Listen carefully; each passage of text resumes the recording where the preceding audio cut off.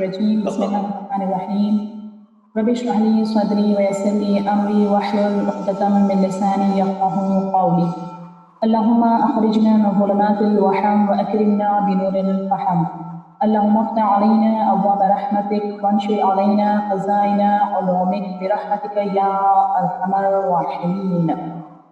السلام علیکم ورحمۃ اللہ وبرکاتہ. وعلیکم السلام ورحمۃ اللہ. آپ سب کے درمیان میں آج وضو کے متعلق وضو سے مقصود چند باتوں کا تذکرہ کرنا ہے.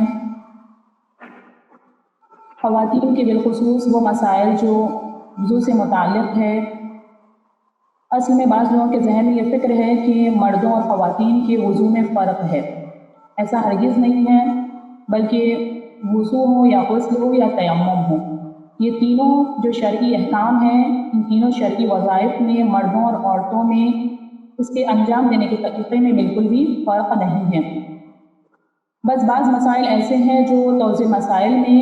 خواتین کے مسائل جو وضو سے متعلق ہے، اس کا الگ سا چیپٹر نہیں ہے، لیکن اکثر خواتین اس کے متعلق سوالات کرتی ہیں.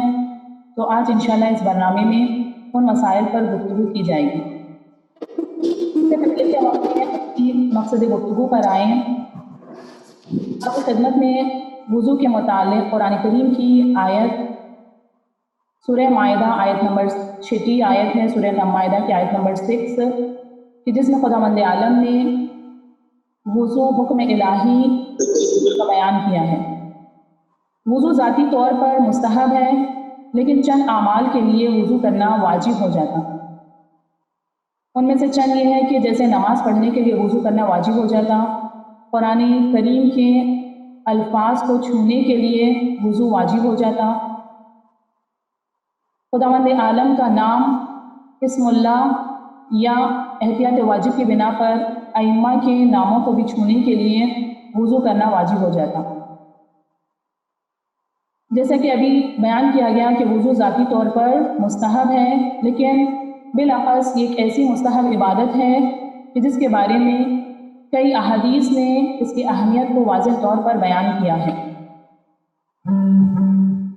آج بھی مولا واقع امام علی بن موسیٰ رضا علیہ السلام سے سوال کیا گیا کہ پروردگار عالم نے نماز سے پہلے کیوں وضو کو واجب قرار دیا. امام علیہ السلام نے فرمایا، جب بندہ خداوند عالم کی بارگاہ میں نماز کے لیے کھڑا ہوتا ہے تو ضروری ہے کہ پاک و پاکیزگی کی حالت میں کھڑا ہو. جب اطاعت الہی کے لیے بندہ اپنے آپ کو خداوند عالم کی بارگاہ میں حاضر کرے تو ضروری ہے کہ ہر طرح کی نجاستوں اور کثافتوں سے مبرہ ہو. اسی طرح ختم الانبیاء حضرت محمد مصطفیٰ صلی اللہ علیہ وسلم سے بھی حدیث ملتی ہے کہ جس میں آپ نے ارشاد فرمایا، وضو نماز کی چابی ہے. تو یہ دو احادیث اس آیت کریمہ کی مکمل تفسیر کے وجوب کا تذکرہ فرمایا ہے. چند اور احادیث آپ کی خدمت میں بیان کرنا چاہوں گی کہ جو اہمیت وضو کو واضح طور پر بیان کرتی ہے. وضو ایک ایسا عمل ہے کہ اگر انسان اس عمل کی اپنی زندگی میں اگر عادت بنا لے، دائم الوضو ہونے کی اگر عادت بنا لے تو انسان کے لیے یہ بہترین عمل ہے. سوال کیا گیا رسول اللہ سے، راوی سوال کرتا ہے کہ یا رسول اللہ، جب روز محشر ہوگا تو حضرت نوح کے زمانے سے لے کر آپ کے زمانے تک کی تمام امتوں کو خداوند عالم عالم محشر میں جمع کریں گا. ان تمام امتوں کے درمیان میں آپ کیسے اپنی امت کی تشخیص کریں گے، کیسے آپ کی امت والے پہچانے جائیں گے؟ رسول اللہ نے راوی کو یوں جواب دیا، میری امت والوں کے چہرے اور ہاتھوں کی نورانیت سے، روشنی سے ہم اپنی امت والوں کو پہچانیں گے۔ وضو کا پانی جو اپنی زندگی میں وہ اپنے چہروں اور ہاتھوں پر ڈالتے ہیں، روز محشر ان کی یہ چہرے درخشندہ تابندہ، ان کے چہروں سے نور نکل رہا ہوگا، اور یہی علامت ہوں گی کہ ہم اور بھی کئی احادیث گرامی ہیں جو وضو کے بارے میں بیان فرماتی ہے کہ وضو عمر میں، رزق میں برکت کا سبب بنتا ہے۔ بالخصوص اگر کوئی تنگی رزق میں گرفتار ہے، چاہتا ہے کہ اپنے رزق میں برکت حاصل ہو، تو وضو کر کے کھانا کھانا چاہیے، کہ وضو کر کے جو انسان کھانا کھاتا ہے رزق میں بے انتہا برکتوں کا سبب بنتا ہے۔ بالخصوص دائم الوضو ہونا، کہ انسان اپنے آپ کو ہمیشہ وضو کی حالت میں رکھے، اس کی عادت انسان کو بنانا چاہیے۔ ایک شخص کا واقعہ کتابوں میں تحریر ہے کہ ایک عمل صالح انسان کو اس کے خواب میں دیکھا۔ جب خواب میں دیکھا تو کیا دیکھتا ہے کہ وہ جنت کی طرف اپنے قدموں کو آگے بڑھا رہا ہے۔ اپنے دوست سے سوال کرتا ہے کہ یہ جو قدم تم اتنی تیزی سے برزخ جنت کی طرف آگے بڑھا رہے ہو، تمہارے دنیا میں کیے ہوئے کس عمل کی بنا پر خدا نے تمہیں یہ اجر عطا کیا؟ اس عمل صالح انسان نے فرمایا، میں جو اپنی زندگی میں دائم الوضو رہا کرتا تھا، ہمیشہ وضو کیا کرتا تھا، اس بنا پر خداوند عالم نے مجھے جنت میں بہترین مقام اور درجات عطا کیے ہیں۔ اہمیت وضو جاننے کے بعد آئیے ان مسائل کی طرف چلتے ہیں جو وضو میں چند خواتین سے مخصوص مسائل ہیں۔ جیسے پہلے بھی ہم نے عرض کیا کہ وضو کے طریقے میں مرد اور عورت کے کوئی فرق نہیں ہے، لیکن کچھ مسائل ایسے ہیں جو خواتین کو جاننا ضروری ہے، اور اکثر خواتین سوال بھی کیا کرتی ہیں۔ ان میں سب سے پہلا مسئلہ یہ ہے، نامحرم کے سامنے وضو کرنا کیسا ہے؟ ایسا مقام کہ جہاں پر نامحرم حضرات موجود ہیں اور خاتون وضو کرنا چاہتی ہیں، تو نامحرم کے سامنے وضو کرنا کیسا ہے؟ اس سوال کے جواب کے دو رخ ہوں گے۔ پہلا یہ کہ نامحرم کے سامنے جو وضو کیا جا رہا ہے وہ پردے میں کیا جا رہا ہے، یعنی خاتون چادر اوڑھ کر وضو کر رہی ہے،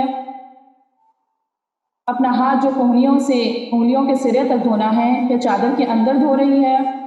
اگر نامحرم کے سامنے وضو کیا جائے مکمل پردے کے ساتھ تو وضو بھی صحیح ہے اور یہ عمل بھی صحیح ہے، لیکن اگر نامحرم کے سامنے بے پردگی کے ساتھ وضو کیا جائے، یعنی جب عورت کو اپنی کوہنی سے لے کر انگلی کے سرے تک ہاتھ کو دھونا ہے یا سر کا مسح کرنا ہے، تو اسکارف ہٹا کر یا اپنے بدن سے برقع یا چادر ہٹا کر اگر وضو کر رہی ہے بے پردگی کے ساتھ، وضو تو صحیح ہے لیکن یہ عمل اس کا گناہ رکھتا ہے، یہ عمل جائز نہیں ہے۔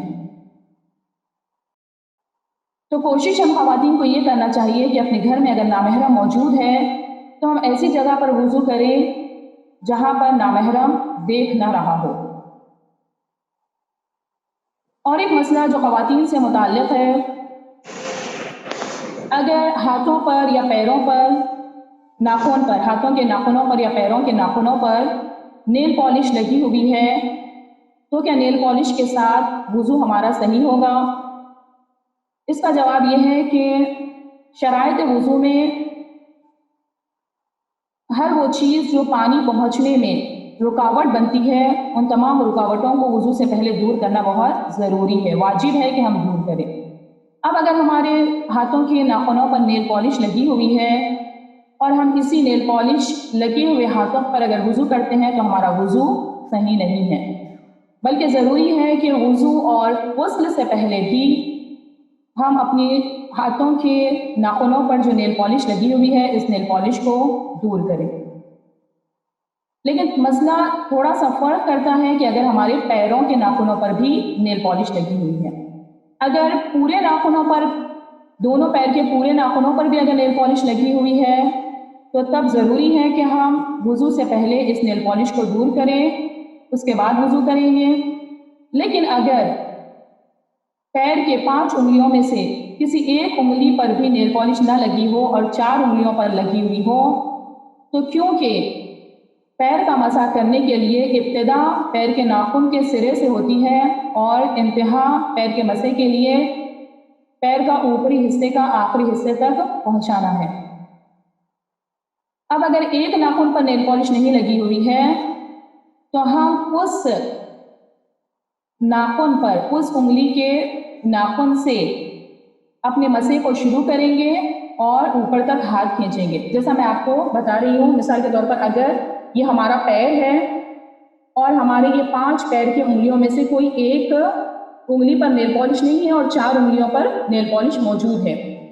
مثال کے طور پر اس انگلی پر میری نیل پالش موجود نہیں ہے اور ان 4 انگلیوں پر نیل پالش ہے، تو جب میں پیر کا مسح کروں گی تو شروع مجھے کرنا ہے کہ پیر کی انگلی کے سرے سے، تو میں یہ انگلی جس پر نیل پالش نہیں لگی ہوئی ہے یہاں سے میں مسح کی ابتدا کروں گی اور اپنے ہاتھ کو پھر بازو کی انگلیوں سے مس کروں گی۔ شروعات میں اس انگلی سے کروں گی جس پر نیل پالش لگی ہوئی نہیں ہے، اس طرح سے کیا جائے گا۔ سب سے پہلے میں ٹچ کر رہی ہوں میری اس انگلی کو، اس انگلی کے سرے کو کہ جس پر نیل پالش نہیں ہے، تو یہاں سے میں شروع کروں گی، اس کے بعد پھر میں اور اپنی انگلیوں کو ساتھ میں لیتے ہوئے پھر پیر کے اوپری حصے تک میں مسح کروں گی پیر کا۔ لیکن اگر 5 انگلیوں پر دائیں اور بائیں پیر کے نیل پالش موجود ہے تو وضو اور غسل سے پہلے اس نیل پالش کو ہٹا دینا واجب ہے۔ اب اکثر خواتین یہ سوال کرتی ہیں کہ کیا پھر عورتیں نیل پالش نہیں لگائیں؟ تو شریعت نیل پالش لگانے پر ہرگز پابندی نہیں کرتی ہے کہ نیل پالش نہ لگائیں۔ ممکن ہے کہ جب خواتین ایام حالت نجاست میں ہوں تو ان ایام میں اپنے ہاتھوں کے ناخنوں اور پیروں کے ناخنوں پر نیل پالش لگا لیں، لیکن جیسے ہی غسل واجب کا وقت آتا ہے تو اس موقع پر غسل سے پہلے نیل پالش کو دور کر لینا ہے۔ ممکن ہے کہ ہم وضو کر لیے اور نماز پڑھنا چاہ رہے ہیں، اب وضو کیونکہ ہمارا ہو گیا ہے تو اگر وضو کے بعد ہم نیل پالش اپنے انگلیوں پر لگائیں اور لگا کر نماز پڑھیں تو اس نماز میں کوئی حرج نہیں ہے، کیوں؟ کیونکہ ہم نے پہلے وضو کر لیا اور بعد میں نیل پالش لگائی، تو نیل پالش کے ساتھ نماز پڑھنے پر کوئی فرق نہیں پڑتا، لیکن وضو سے پہلے ہاتھوں پر نیل پالش کا دور کرنا بہت ضروری ہے۔ تو وہ خواتین جو ناراض ہو جاتی ہے کہ کیا پھر ہم اپنے ناخنوں پر نیل پالش نہیں لگائیں، تو ان کے لیے یہی راستہ ہے کہ یا اپنے حالت ایام نجاست میں آپ نیل پالش لگا سکتے ہیں بالکل بھی، لیکن جب آپ کو واجب غسل کرنا ہے تو اس سے پہلے آپ اپنے ہاتھوں کا نیل پالش دور کر لیجئے، تھنر وغیرہ سے آپ اپنی نیل پالش چھڑائیے، اس کے بعد اپنا واجب غسل کریے اور غسل کے بعد اب جب آپ نماز پڑھنا چاہیں گے تو نماز کے لیے وضو کریے۔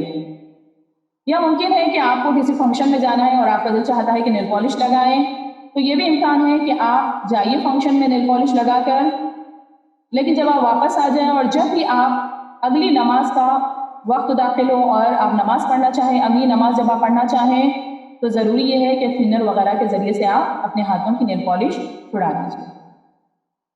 تیسرا مسئلہ جو خواتین سے متعلق ہے، ہاتھوں پر مہندی کا لگانا۔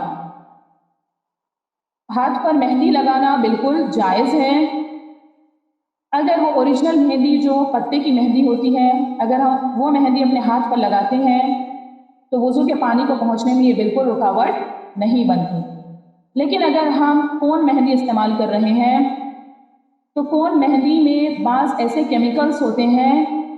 کہ وہ کیمیکلز ہمارے پانی پہنچنے میں رکاوٹ بنتے۔ اگر کیمیکلز والی کون ہے کہ ایسی کون کہ جب آپ مہندی ہاتھ پر لگائیں تو جب نکلتی ہے مہندی تو ایسے لگے آپ کو کہ ایک پلاسٹک کی طرح لیئر مہندی کے ساتھ ساتھ چھوٹ رہی ہے، تو ایسی مہندی اگر ہاتھوں پہ لگی ہوئی ہو تو ہمارا وضو صحیح نہیں ہوگا۔ لیکن جب مہندی چھوٹتی ہے تو لیئر ٹائپ نہیں چھوٹتی، لیکن اگر آپ کی اسکن چھوٹ رہی ہے تو یہ مہندی بھی لگانا بھی صحیح ہے اور یہ وضو میں پانی پہنچانے میں بھی کوئی رکاوٹ نہیں بنے گی، یہ جائز ہے اس کا استعمال۔ لیکن اگر کیمیکلز والی مہندی ہے اور چھوٹتے ہوئے ایک پلاسٹک لیئر کی طرح آپ کے ہاتھ سے چھوٹ رہی ہے، تو اس طرح کی مہندی اگر ہاتھ پر لگی ہوئی ہو تو ہمارا وضو صحیح نہیں ہوگا۔ بہتر یہ ہے کہ اگر اس طرح کی مہندی ہم نے استعمال کر لی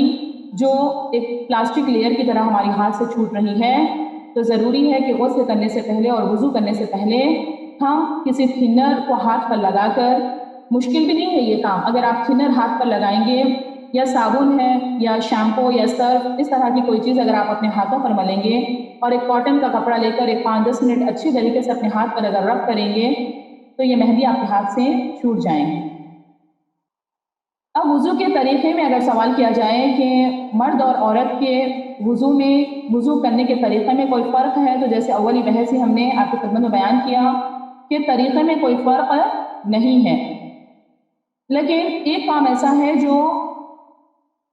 عورت کو وضو کے طریقے میں اگر کیا جائے وہ کام تو عورت کے لیے مستحب ہے اور مرد کے لیے بھی مستحب ہے، وہ ہے جب ہم کوہنی پر سے اپنا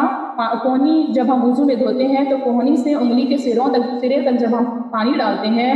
تو مرد کے لیے مستحب ہے کہ وہ پیچھے سے ڈالیں۔ پہلی دفعہ اگر یہ 2 مرتبہ آپ کو معلوم ہے کہ ایک مرتبہ وضو میں ہاتھ دھونا واجب ہے اور دوسری مرتبہ دھونا مستحب ہے، اب پہلی دفعہ اگر مرد ہاتھ دھو رہا ہے تو کونی کے ہاتھ کے پیچھے کے حصے سے یہاں سے پانی ڈالیں گے پہلی دفعہ میں، اور مستحب یہ ہے کہ دوسری دفعہ میں مرد کونی ہاتھ کے اندر والے حصے سے پانی ڈالے، لیکن عورت کے لیے یہ ہے کہ پہلی دفعہ میں عورت کے لیے مستحب یعنی زیادہ ثواب رکھتا کہ ہاتھ کے اندر والے حصے سے، اس طرح سے یہاں سے ہم پہلے ہاتھ کے اندر والے حصے سے ہم پہلے پانی ڈالیں گے، اس کے بعد اگر دوسری مرتبہ دھونا چاہ رہے ہیں تو ہاتھ کے پچھلے حصے کی جانب سے پانی ڈالیں گے۔ یہ چند مسائل تھے جو خواتین سے متعلق تھے، بالخصوص جو وضو میں خواتین کو جاننا بہت ضروری ہے اور اس کا خیال رکھنا بھی بہت ضروری ہے۔